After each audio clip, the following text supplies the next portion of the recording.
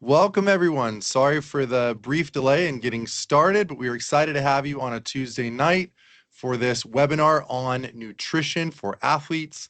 We have an incredible presenter here, Lori Adams, who is herself a former Division I athlete and then now has taken on the nutrition and dietitian world and has a ton to offer for everyone on the call. Lori, with no further ado, the floor is yours. Awesome. Well, first and foremost, I'd like to thank the Jackson Clinics and George Mason University for hosting this event. I also want to thank all of you for patiently waiting and taking time out of your busy schedule to join me. I know there are many other things you could be doing on a Tuesday evening, so I do want to acknowledge the time that you've set aside to learn about a topic I'm very passionate about. So during our time today, I'm going to touch on some core nutrition concepts that can not only improve your performance, but can also improve your overall health and well-being. So we're going to discuss energy availability and macronutrient timing as it relates to your training and competition. We'll touch on some common mistakes that athletes make, as well as barriers that can make eating a little bit of a challenge. And then lastly, we'll go over some signs that you might not be getting enough nutrition to keep pace with your busy lifestyle. So we don't know that there's a chat feature right now, but I was a little bit curious about where you get your nutrition information. There's a lot of different places that you can go to for nutrition information now. And so if you are able to use a chat and want to drop that in there, happy to kind of pull that. But if not, when I was in college, there wasn't access to nutrition information like there is now. Really, about half of those options on that list weren't even available. And in fact, I didn't even know nutrition was a career path until my sophomore year. So, with all those different ways to get your nutrition information now, it does kind of tie into why it really matters and where all those different sources can lead. It's really hard to know what information is well intended and what information doesn't serve you well, especially as an athlete. And so, one of the reasons there's a lot of conflicting information out there is that there's really no one size fits all approach with nutrition. At a basic level, everyone has to eat, and everyone has different food preferences and traditions and experiences that have shaped their relationship with food. Then we add, the different sports components into the equation, and what might be recommended for one athlete might not be the case for another athlete. So if we consider the differences between, say, a rugby player and a golfer, these two are going to be very different athletes with very different needs. So in athletics, nutrition is going to play many roles that we're going to go over. One, it can optimize your training and your physical performance. Two, it can affect how well you recover from your training or from a competition or even from an injury. And then in addition to that, it can actually help reduce your injury risk. And third, it can support mood and influence your mental performance. And lastly, it's the foundation of your long-term health. So whether or not you keep playing a sport, your body still needs nutrition on a day-to-day basis. So when we move into the role of nutrition and physical performance, there's dozens of fueling strategies out there and even more nutrition myths that are out there. And what I really find interesting is that each one carries a bit of truth to it, and that bit of truth doesn't always make it the necessarily best choice for your performance. So one of the common myths out there is that training in a fasted state can burn more fat. So yes, while there's a bit of truth to that, fasted training can burn more fat, it's ultimately what your body has access to, right? So fat stores are the savings account in your body, so it's going to burn primarily fat. However, the reality is that when you're training fasted, there is a higher likelihood that you won't have sufficient fuel for optimal performance. And ultimately, your body really gets to decide what it sacrifices and what it's going to break down for energy. So this could be fat, it could be muscle, it could be muscle glycogen, it could be bone. So any kind of performance perspective, when we're really looking at the body prioritizing muscle for maximum training adaptations or trying to conserve its resources, when you're in a deficit, you can experience earlier fatigue, you can have reduced training power, you can have lower training intensity, you can have reduced speed and limited strength gains. So if you think of your body and metabolism like a fire, if you're continually adding branches and logs, it'll burn and it'll burn pretty hot. Usually athletes are pretty hot individuals, tend to sweat pretty easily. That's all well intended, right? But if you leave a fire unintended for several hours, thinking overnight in fasted states, eventually it'll go out. And we don't want a fire that's deprived of fuel. So when we look to fuel our fire, we really need consistent and adequate energy. And when it comes to the preferred energy source that fuels our performance, carbohydrates are still king. It's recommended that about 50 to 75% of an athlete's diet come from carbohydrates. So this includes everything from your grains like breads, pasta, rice, to your vegetables, both the starchy ones and the non-starchy ones, to fruit, to snack foods, to sweets. Basically, all the carbs wrap up into that 50 to 70% of the diet. So when you start looking at the amount of time that you have before a practice, say you have an early morning practice or a game or a competition, that's going to start influencing how much volume and what kind of macronutrient distribution you want. So when you look at the less time that you have, say, for example, this less than 60 minutes before an event, you're going to want something that's a smaller volume with more of an emphasis on carbohydrates, particularly quick digesting carbohydrates. So thinking something like a granola bar and some grapes. Then the more time you have, the more volume and the more variety of macronutrients can be tolerated. So as you kind of progress into the 1 hour, 2 hour, 3 hours, and 4 hours, a good rule of thumb is to break it down by a gram of carbohydrate per kilogram per hour. So 1 gram of carbohydrate per kilogram per hour, 2 grams per kilogram per 2 hours. So an example of this would be a 160-pound athlete is going to be roughly 73 kilograms.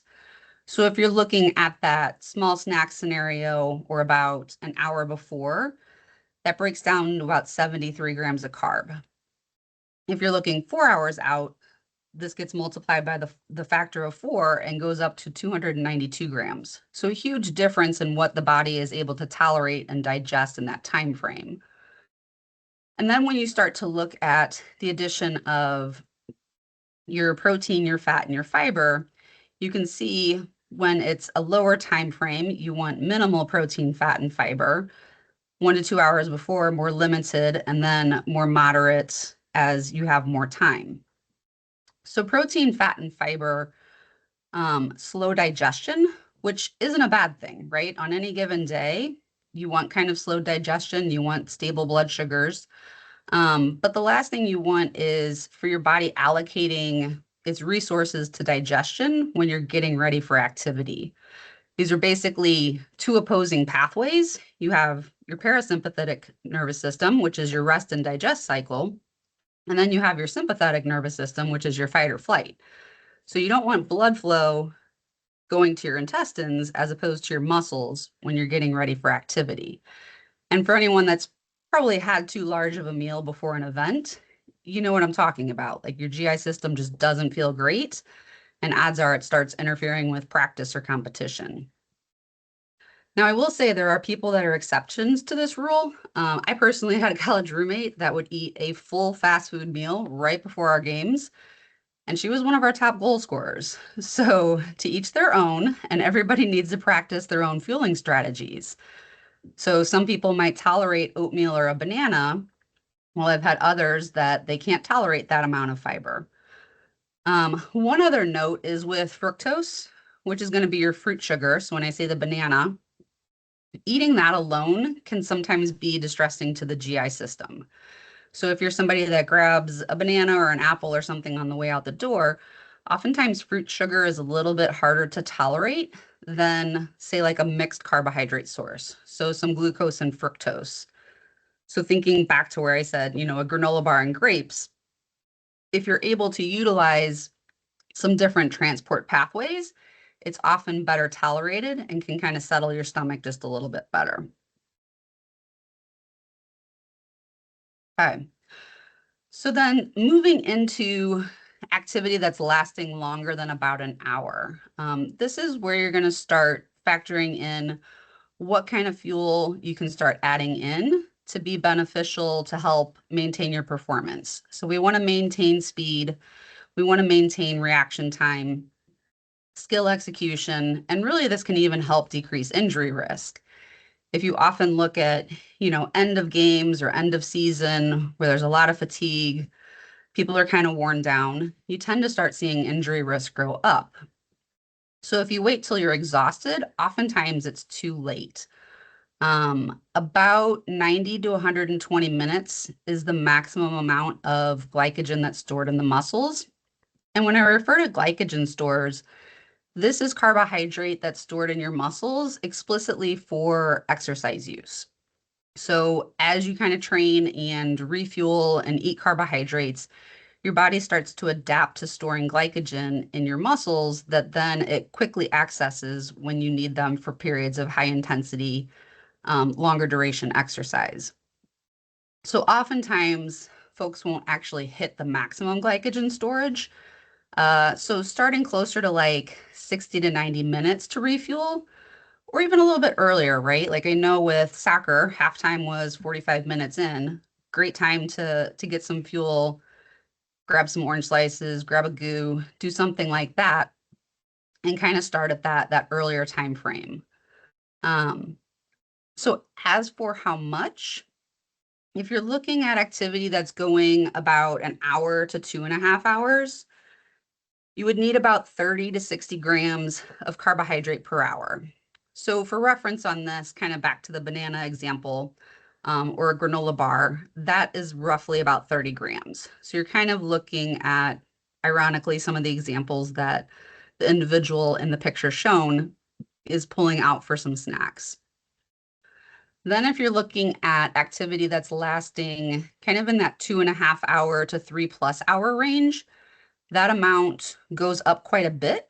So you actually start hitting about 60 to 90 grams of carbohydrate an hour. Some studies even showing up to 120 grams of carbohydrate. So this can be a little tricky and hard to get in.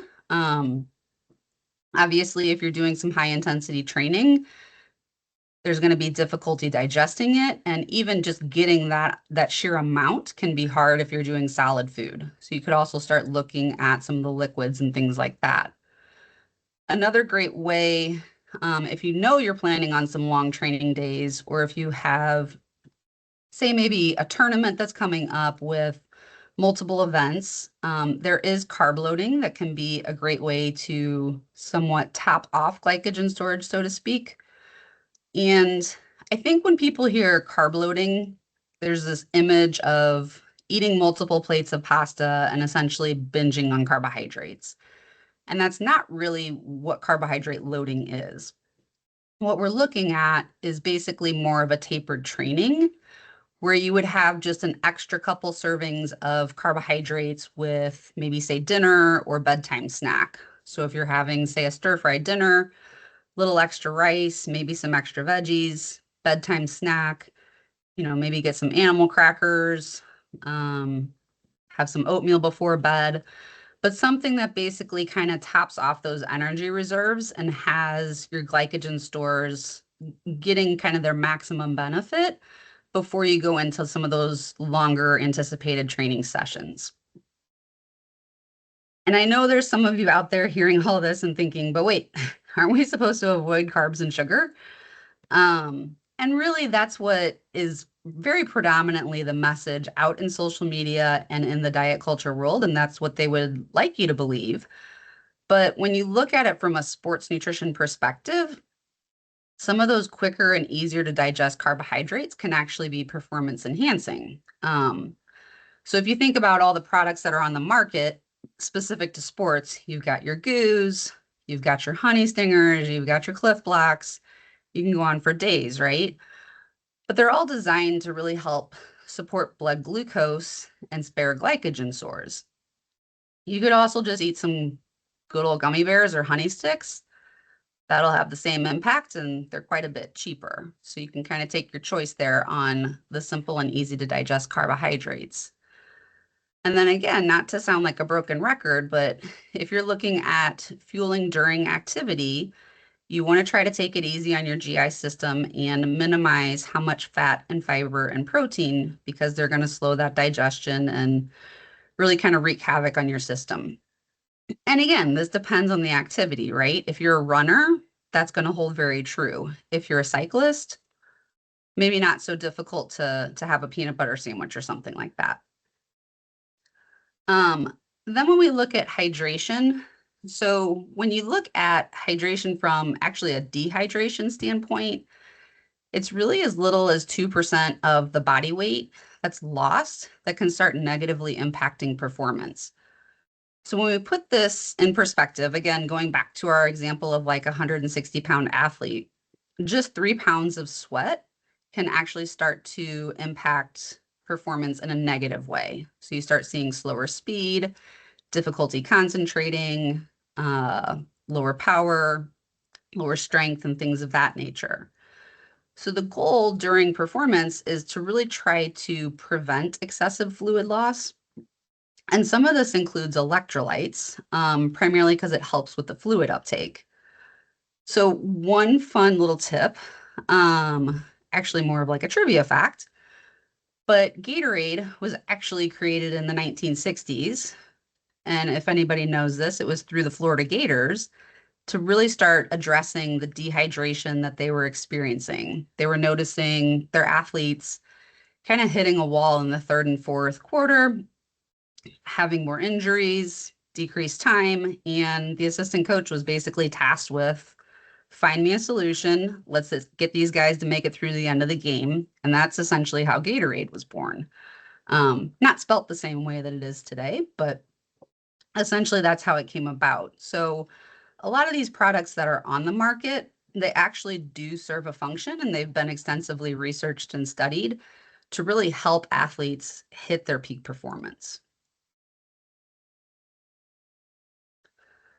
So then moving out of the performance and going more into the recovery aspect, we're really looking at recovery both of tissues and muscles, but then also trying to prevent injury. So when the body is refueled, it's able to make necessary repairs and keep performing optimally. We're able to repair muscle tissue and build new muscle tissue. And so recovery nutrition helps to maintain bone density, which is essentially going to help decrease risk from injuries like stress fractures. Nobody wants those. And can also strengthen the immune system. And really, as an athlete, like nobody wants to get sick or has the time for that. So if there's ways to kind of look at nutrition as a way to prevent those things, and you can also use it as, if you do happen to get injured, nutrition is going to play a pretty important role in the healing. So often I'll see athletes really drastically cut their intake once they get sidelined with an injury and really start overlooking the fact that their body needs resources to heal. And I think a lot of times that's underestimated. Sometimes can be going into the injury underfueled, sometimes not, but then really looking at the fuel that's necessary to heal the body and to get back on the field. So when we look at recovery nutrition, oftentimes it's referred to as the 3 Rs. So rehydrate, and then replete or replenish. You'll kind of see it both ways, and then repair. And then I like to throw in a couple extra Rs. So we'll add reinforce and rest in there. So I like the 5 Rs. 5 was my number. Seems like a good place to go with it. So we'll start with rehydrate. Fluid is going to be one piece of the puzzle, but you also really need the electrolytes so that you can replenish what you lose in sweat. We're looking at electrolytes like sodium, chloride, potassium, and magnesium. So not only do you need to drink about 16 to 24 ounces of water for every pound of sweat you've lost. So it's a little bit more. You go to like 1 to 1.5 times for every pound. But if you're a salty sweater, which you can usually identify if you have that kind of gritty white residue on your forehead, your hairline, or if your t-shirt necklines get kind of that white discoloration, or if you get a lot of sweat in your eyes and it's really stinging and burning, you might need those additional electrolytes, particularly sodium, to help actually retain the fluid. Because without the sodium, really your kidneys are going to start flushing out the fluid so that it can maintain its electrolyte balance. So possibly some pretzels with the Gatorade. If you're in really hot, humid conditions, you'd want to focus on some high salty foods, some salty drinks, so that you can really uptake the fluid and have the sodium there to kind of help retain it. Similarly, the glycogen or the carbohydrates, they like to kind of hang out together with water. So glycogen holds water, and oftentimes that's where, kind of thinking back to the carb loading, if you have some extra carbohydrates on board, a lot of times people say they feel kind of puffy or swollen. A lot of that is your carbohydrates and glycogen stores will be paired with water. So once you've expended that, the water tends to go with it. It helps with cooling and everything else. So I've done some sweat tests on athletes, and I mean, one lost up to 9 pounds during an hour of exercise, which is a lot of fluid, right? So hour of high intensity running I'm in the St. Louis area and the St. Louis heat and humidity. And when you do the math, that comes up to be 18 to 27 cups to rehydrate. Not super practical. I know sometimes it doesn't feel practical to take water on runs and things of that nature when you're training, but when you go back to, fueling and getting nutrition during performance, it's really ideal if you can prevent the losses versus trying to replete them on the back end. It's kind of like accrued interest with a credit card debt, right? It's going to be harder to pay that back if you kind of get in a hole. Especially if you have multiple events in a day, it's almost impossible to get that amount repleted before you start the next event. So ultimately, you're starting that next event dehydrated. So the more you can kind of stay ahead of it, the better off you tend to be. And then carbohydrates, when you look at your replete, so this is where you're looking to replete glycogen stores and kind of give your body and your muscles the message like, hey, this is energy that we reserve for exercise. So as soon as you have that training session and you're able to replete some of those carbohydrates, this basically lays the groundwork for your training adaptation. When we're looking at how much, this really varies depending on the intensity. So if you are more of a cardio or endurance-based athlete, say soccer player, a runner, those are going to be the higher ratio of carbohydrate to protein.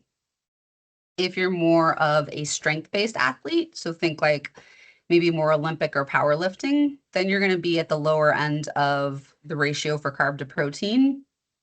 And if you're a mixed endurance and strength sport, kind of think of these more like hockey, rugby, football, then you're going to be somewhere in between. So this again goes into the ratio of kind of a 2-to-1, 3-to-1, 4-to-1, if you've ever heard that. So say your strength-based sports, you're looking at the lower ratio of a 2-to-1. So example might be like a serving of crackers and cheese. So you have basically double the carbohydrate to your protein. And then when you get more into those mixed fuel endurance to strength athletes, you're looking at more like a 3-to-1. So maybe you have your crackers and cheese, but you throw an apple in there. And then in your 4-to-1, those really high endurance, high intensity activities and athletes, you're going to go up to a 4-to-1 refueling strategy. So that would be your crackers, your cheese, an apple, maybe some Gatorade, right? So trying to look at more of a tiered approach, the higher the endurance, the higher the intensity, because that's going to be using more carbohydrate and need to get that repleted in the form of glycogen. So then on the protein side of things, it's really having its moment, right? It's everywhere. Protein's going to be actually the body's least preferred fuel source. So recognize I say fuel source, right? It's not to say that it's not important. We obviously need it to serve its function to repair our tissues, to build muscle so that we have adequate strength and power. There's also the myth out there that more protein equals more muscle. I always like to joke with my athletes. I'm like, you can take somebody that's, binging Netflix and they can eat more protein. And the reality is they're not going to build more muscle, right? Like that's a training adaptation. And the reality is that you really use about 20 to 40 grams at once. So this goes back to the recommendation to really try to distribute energy and get some food every 2 to 4 hours, because you'll be able to get better outcomes and utilize the protein, the carbohydrates, really all your macronutrients in a better way. So I like to tell people to really think of protein like a mechanic to your sports car. You don't put the mechanic in the gas tank, right? Like that's where your carbohydrates and gasoline go. So keep the mechanic aside to do the repairs and put your carbs in the gas tank. So for the other two R's, I feel like fat gets left out of the party. So I like to look at reinforce as some of these other nutrients that are still important, but often don't kind of get highlighted. So when we look at fats, like these, I like to say are like our long haul macronutrients.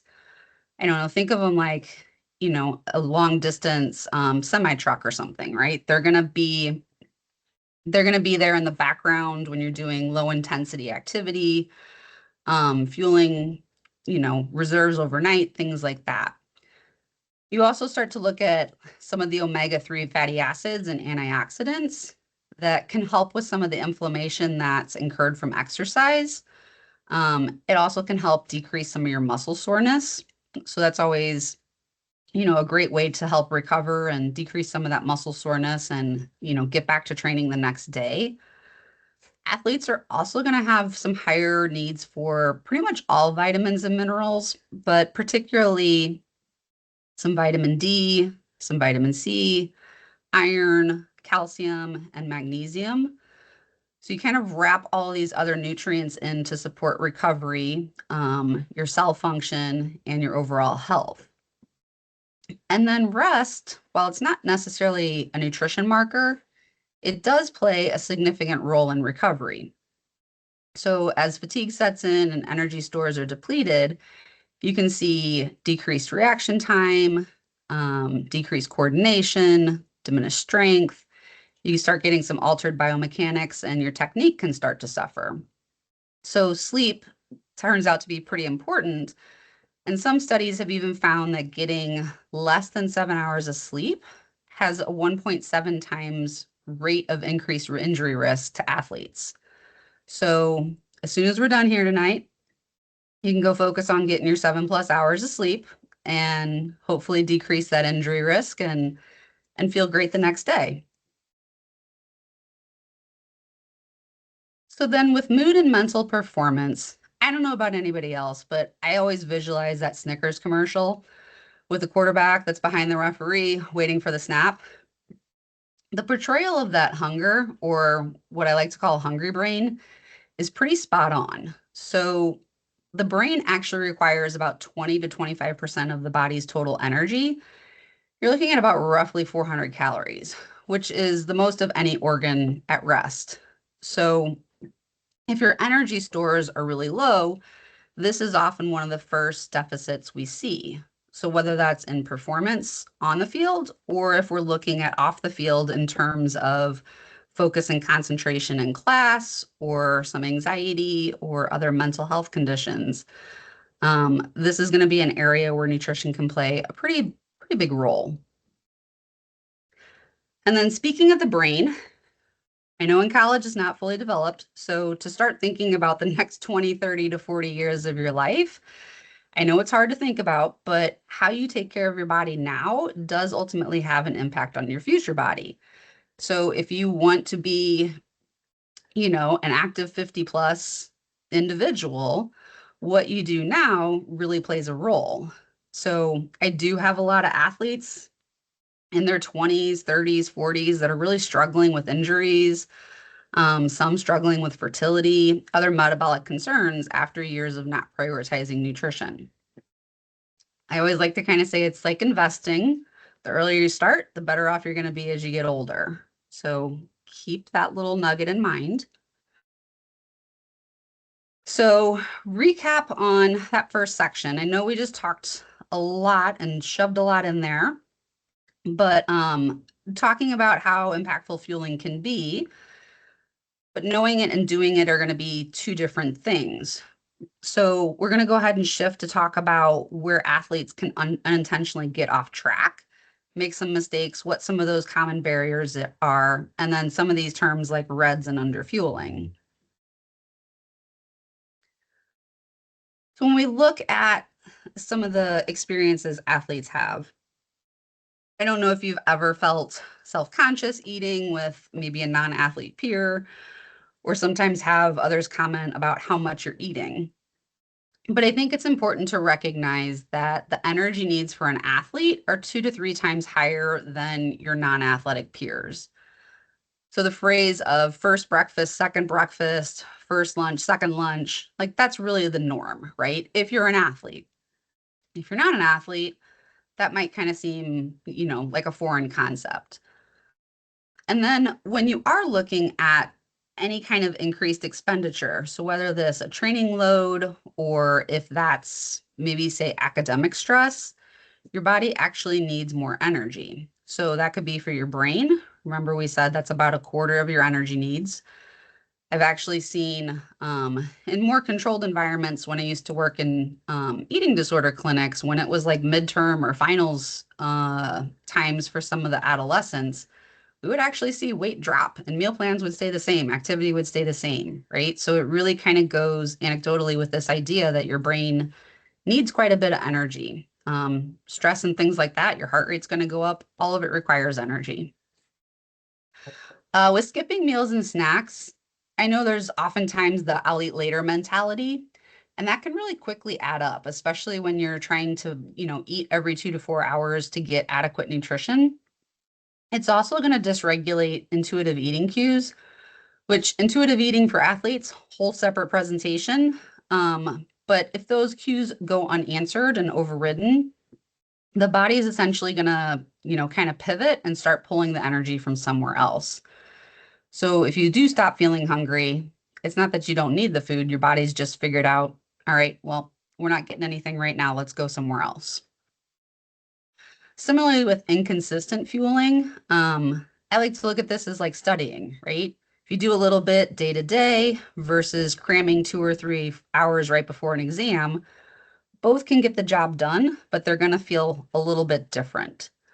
So the more steady your fuel, the more steady and predictable your output can be. A note on avoidance of food groups or overemphasis of it. My train of thought is really, unless you're allergic or intolerant to it, say you have a peanut allergy or you have celiac disease, it should really be included and try to start viewing it as neutral, right? So all foods fit type of mentality, but within a balance. And there's going to be, some different ways athletes need different foods. Another mistake is going to social media. So I know in the beginning I was kind of asking where people get their nutrition information. I always like to caution social media because it's not the most reliable. Sometimes it can be, but you really have to know what you're looking for.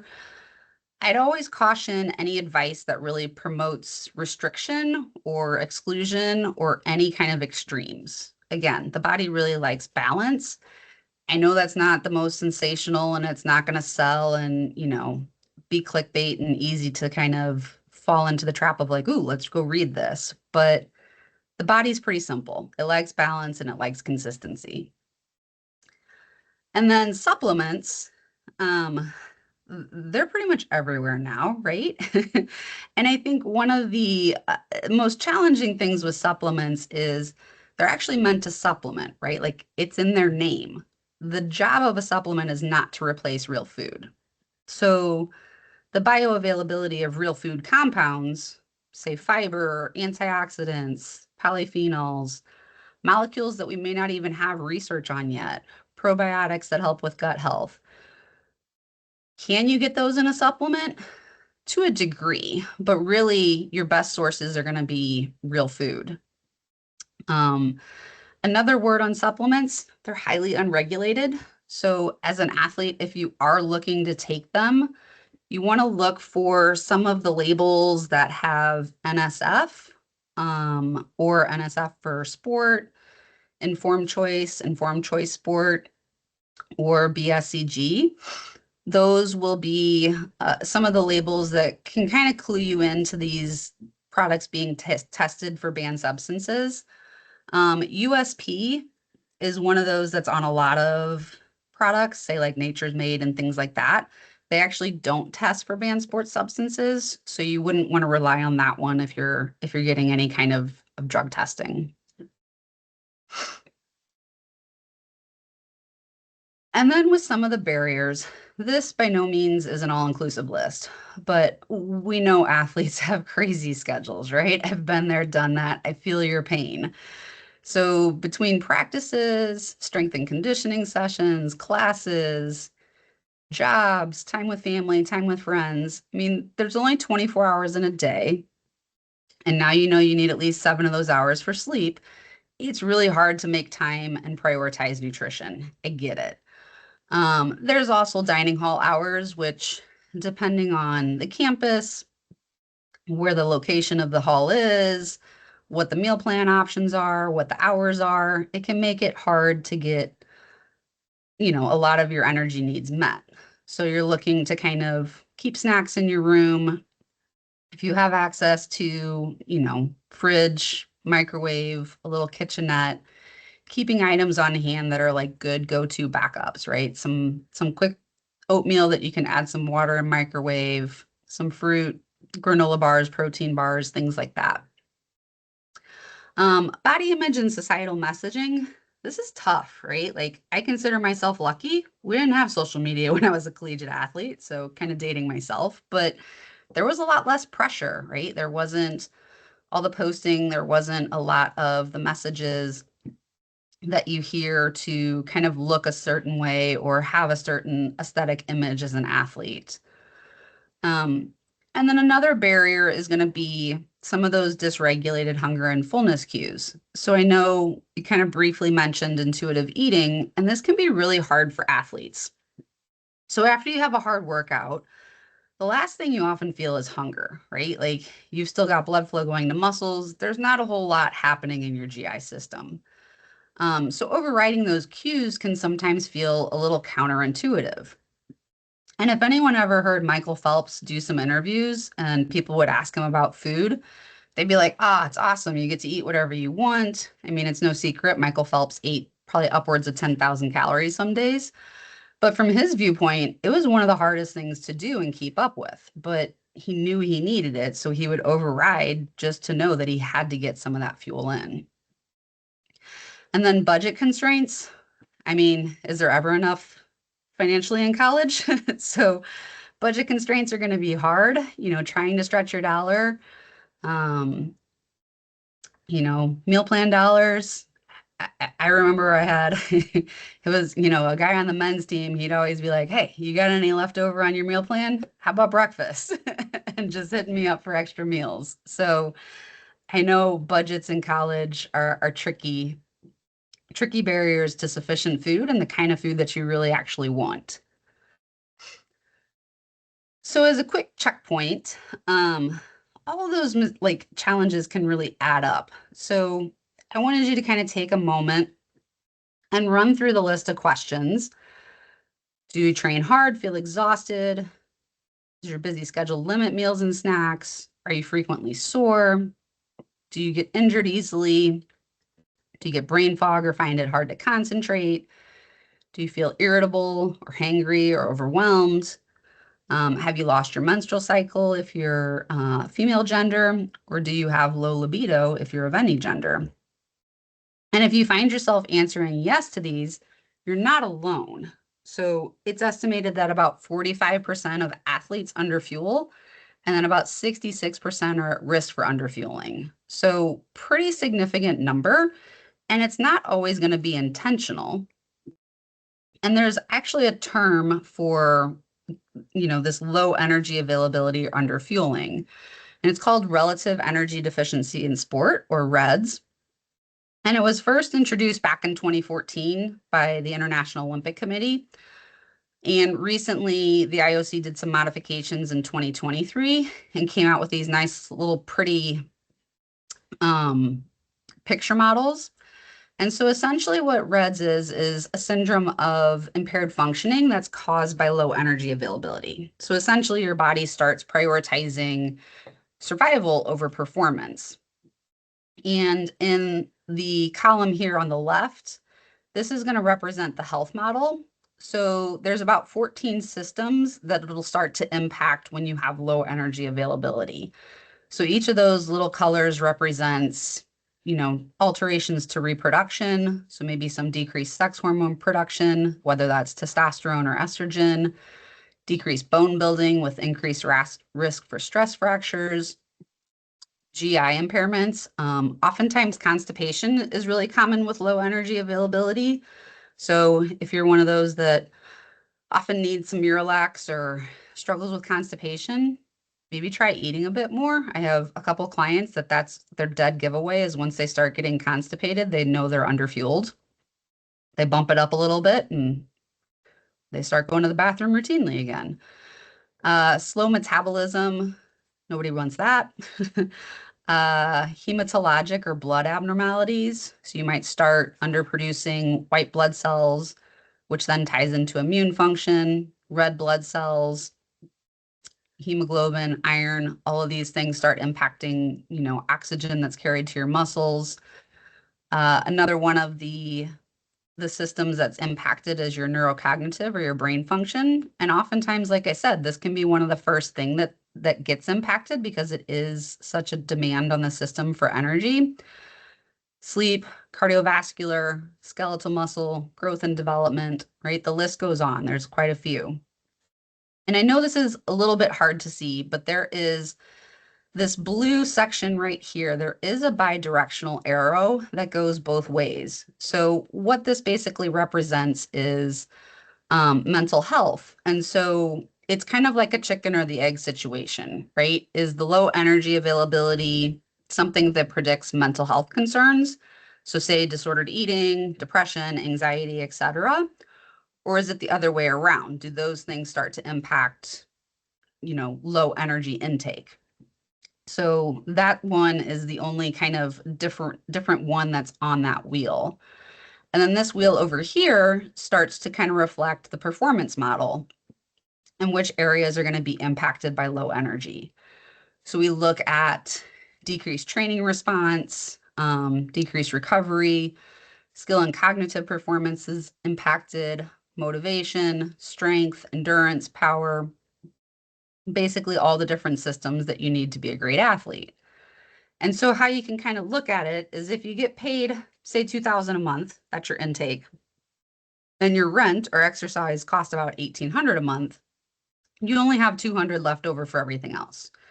So this is for your brain, this is for your body. So thinking, digestion requires 10% of your energy needs. Your brain requires 20%.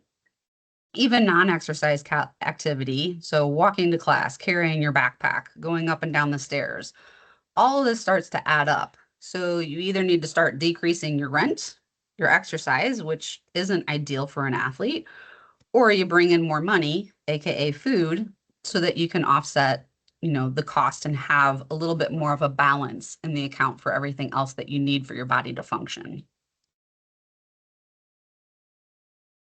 when we look at REDS, so you start to kind of see performance nutrition and disordered eating into even full-blown eating disorders on a spectrum. So that bidirectional arrow where we talked about mental health, like did the low energy availability lead to maybe more disordered eating patterns, or did disordered eating patterns possibly lead to the low energy availability? So sometimes there can be a why or intention, but the body doesn't necessarily care about why or intent. It just knows it's not getting enough energy, and its whole job is to protect what it needs to do from a survival standpoint. So, from an athletic standpoint, it doesn't know that you're being chased by a bear every morning at 6 a.m. or you're going on a training run. So, it'll start to conserve and basically shut down some of those systems. And where this starts to get murky is where, if an athlete is thinking about macros and meal timing and structures. So, again, some of the things that a quote unquote good athlete is supposed to do, right? We think about those things. Where it becomes different is when those things start to become really rigid or flexible. Some of the choices become more about control, or there's more of an emphasis on maybe, say, an aesthetic look versus the athletic performance. And I'll say, like, none of the clients that I've worked with over the past 20 years woke up one morning and decided, hey, let's go out and get an eating disorder, right? Like, didn't cross their minds. They woke up with more of an intent to perform better, feel more confident, be healthier, perhaps lose a little weight. And what started out as innocent and well-intended really slowly created this energy deficit, oftentimes unnoticed until really the brain kind of starts taking over and it becomes really consuming and uncontrollable. So when you're looking at some of the ways to really differentiate and recognize some of the warning signs, a balanced relationship with food is going to really look to include food and allow for social flexibility, allow for flexibility of food choices, versus an unbalanced relationship with food is going to look to exclude food, limit social situations. Oftentimes, there might be fear and rigidity. So essentially, one is going to seek balance and the other one's going to seek control. Similarly, with exercise, there's times an athlete needs to push for training adaptation, right? And there's also a fine line where exercise can almost become punitive or compensatory. So when we're looking at the unbalanced section, again, kind of falls into that rigid and flexible. You might start to see more injury and illness. Maybe it's at the expense of a social activity. So going to the gym or doing extra activity when, people are gathering, when the body could possibly need some rest, get some stress relief by hanging out with folks. And then you actually do see a difference in body image, right? When exercise is balanced, one of the positive attributes of exercise is it does promote positive body image. If it's not in balance, oftentimes you start seeing a really negative body image and pretty critical body image. And I always like to say you don't really have to be struggling to benefit from support. It can be for many reasons, right? It can be to learn how to fuel more efficiently. It can be improving your recovery. It can be navigating body image. It can be for individual health conditions, say IBS or diabetes or something like that. It can be to prevent REDS or optimize performance, or at a fundamental, baseline, protecting your long-term health and seeking support for that. So really, I like to look at support as proactive and not really reactive. So a few final thoughts. Performance and health really don't have to be in opposition, right? Like they really can coexist and you don't need extremes. So a lot of the focus and emphasis can be on adequacy and consistency, trying to almost simplify it if possible. And then you don't have to wait until something's wrong. So oftentimes early awareness and support can really have a big impact if you're able to make some small adjustments and stay ahead of it. And then big picture, really supporting your body and health for the long road. I know, maybe tomorrow morning's workout is the main focus, but kind of zooming out and saying like, okay, what can I do for the here and now? And then also, what do I need big picture and long term? A few resources. So with the Gatorade Sports Science Institute, they have a lot of different articles, a lot of different handouts and resources. They have a lot of research. So if you're a research oriented person, they do have a lot of good stuff on there. Athletes Plate is through the US Olympic and Paralympic Committee. So these are going to be, it's kind of a spin on My Plate, which I know is no longer a thing. I guess it's a thing, but it's in the past. So the Athletes Plate basically kind of gives a visual of easy training day, moderate training day, heavy training day. In a nutshell, it basically gives a higher carbohydrate distribution for the heavier training days. So kind of like we talked about the heavier intensity, you're going to need more carbohydrate to fuel that performance. And then the ASPDA, or American Sports and Performance Dietitians Association, they do have a lot of free resources on their website as well. So quite a few handouts on some of the general things, hydration, a lot of the topics we kind of talked about. So from a visual standpoint, they have some good ones. And then shameless plug, I do own Aloe Nutrition and Nutrition Fit for You. So Aloe Nutrition, we do more of the one-on-one individual counseling, bill your insurance, things like that. Nutrition Fit for You is going to be more programs, handouts, resources. And I'll be honest, it's relaunching. So it's kind of going through an overhaul at the moment. But both of those will have some resources for you to find as well. So I would like to thank you for your attention. Apologies for getting late start, but it did squeeze it in just before the buzzer. There's my contact information if anybody has questions. There is a QR code up there. I would appreciate feedback. There's also links to the newsletter if you'd like to subscribe to those and, get some free handouts and be the first to know about other programs in the future. So thank you for being here. Thank you, Lori. And we do have the chat open. So if you have questions, we're happy to stay on a little bit extra and answer those. For Perfect. anyone who needs to jet, you're welcome to, but certainly want to thank Lori for her time and expertise. We do have some questions coming through in the chat, so let's get started with those. Okay. The first one was, what about eating for joint health? And then they had a second question. Also, what about digesting solid versus drinkable foods, smoothies, goo? How does that impact digestibility? Yeah, so I'll go with the last one you just asked about, kind of the solid food to liquid food. So the liquid food will be quicker to digest. Kind of think it's already blenderized per se and broken down. So it will be quicker to absorb into your bloodstream and then be able to use for activity. You just want to be careful on how much volume, because then you can kind of start to feel sloshy if you have too much liquid going on in the stomach. And then the first question was for joint health. There is some data around supplements like glucosamine and chondroitin as far as specific nutrients for joint health.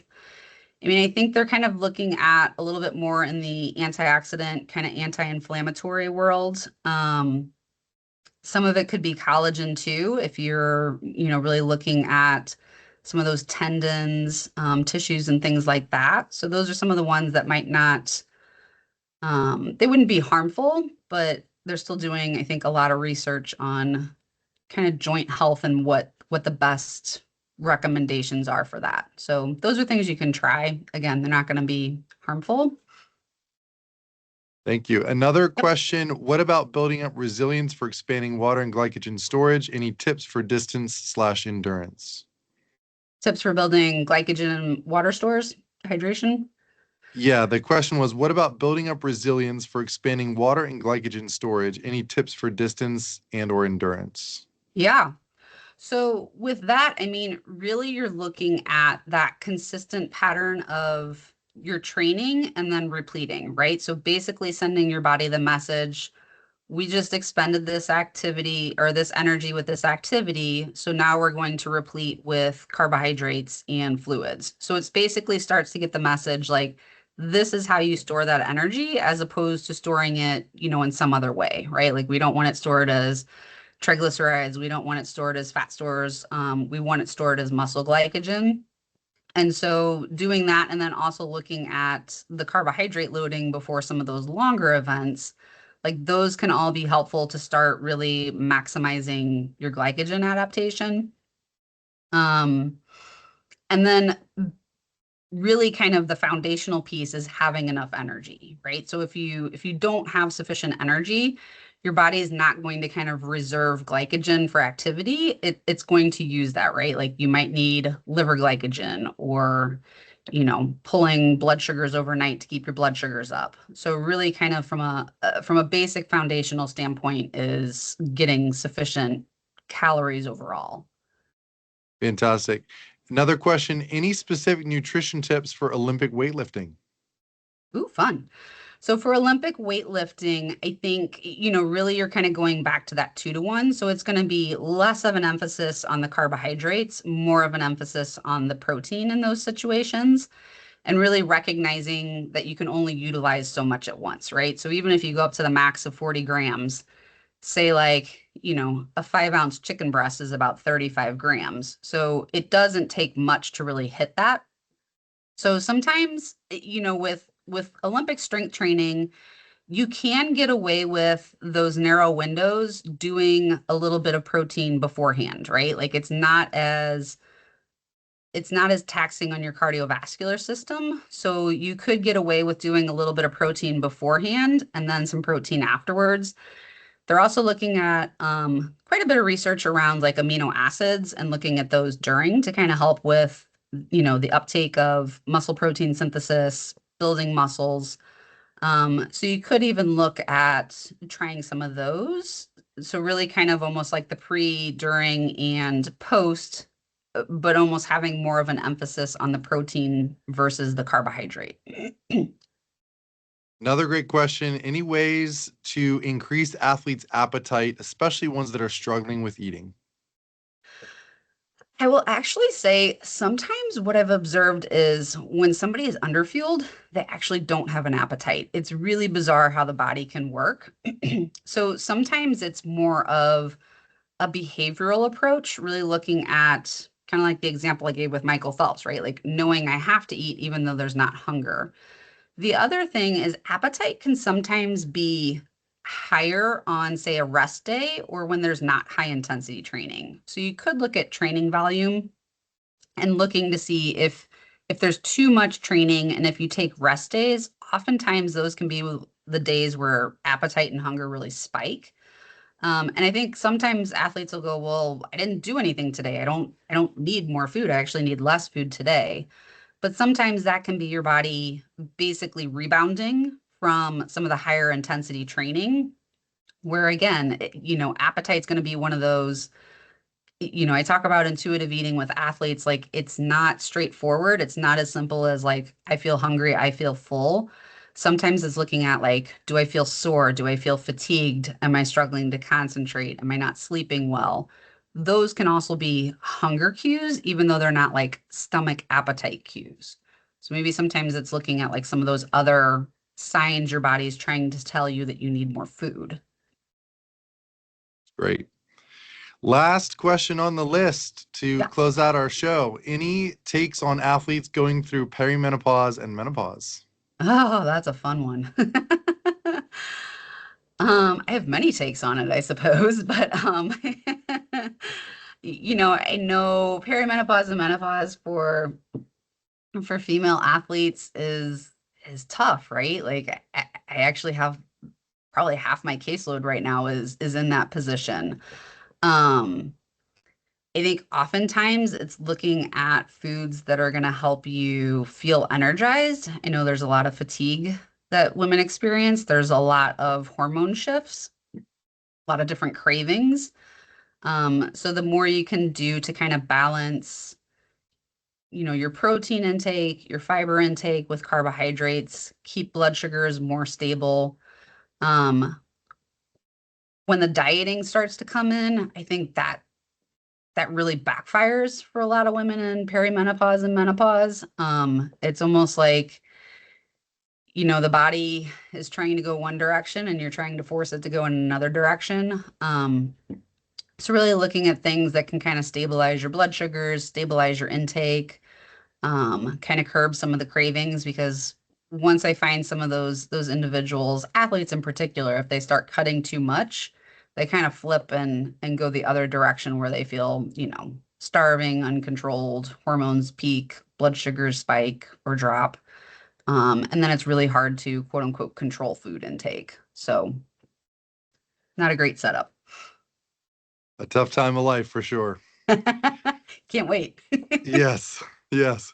Well, thank you again for the incredible insights and your Yep. expertise. Please, for anyone who's on the call or watching the recording, please reach out directly. You see her contact information there, phone number, email, website. If you have any independent questions, I know nutrition is a very personal thing, and you've got an expert here as a resource. So thank you again for your time tonight, and appreciate it.